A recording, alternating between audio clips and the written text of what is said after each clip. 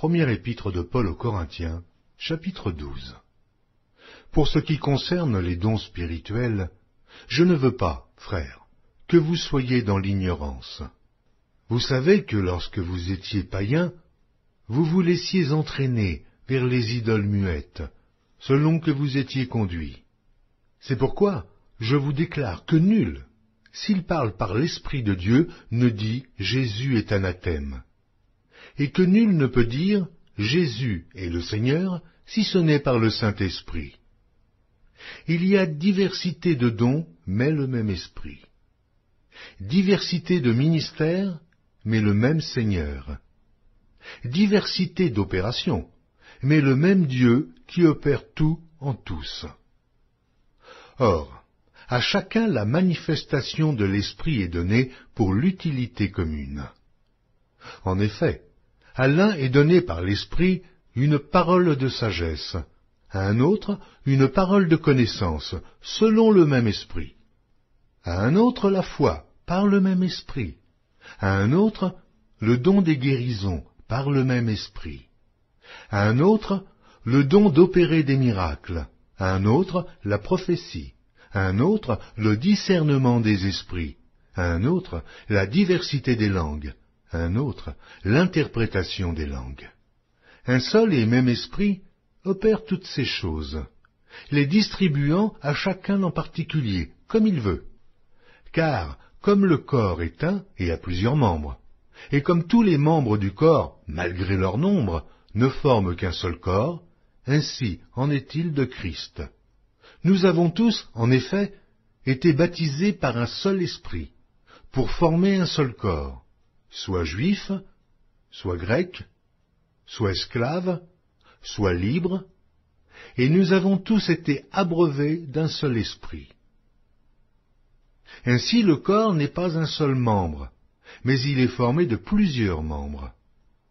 Si le pied disait « Parce que je ne suis pas une main, je ne suis pas du corps », ne serait-il pas du corps pour cela? Et si l'oreille disait « Parce que je ne suis pas un œil, je ne suis pas du corps », ne serait-elle pas du corps pour cela? Si tout le corps était œil, où serait l'ouïe?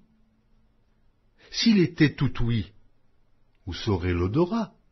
Maintenant Dieu a placé chacun des membres dans le corps comme il l'a voulu. Si tous étaient un seul membre, où serait le corps? Maintenant donc, il y a plusieurs membres, et un seul corps. L'œil ne peut pas dire à la main « Je n'ai pas besoin de toi », ni la tête dire aux pieds « Je n'ai pas besoin de vous ». Mais bien plutôt, les membres du corps, qui paraissent être les plus faibles, sont nécessaires. Et ceux que nous estimons être les moins honorables du corps, nous les entourons d'un plus grand honneur.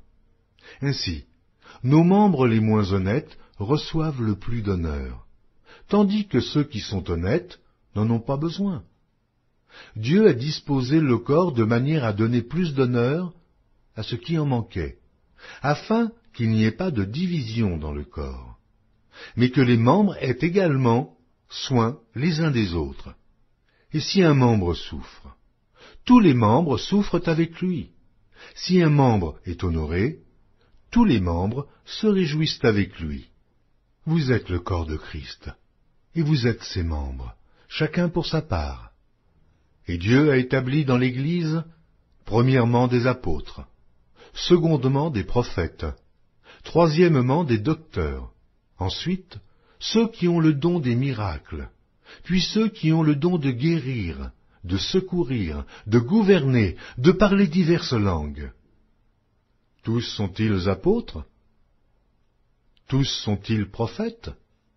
Tous sont-ils docteurs? Tous ont-ils le don des miracles? Tous ont-ils le don des guérisons?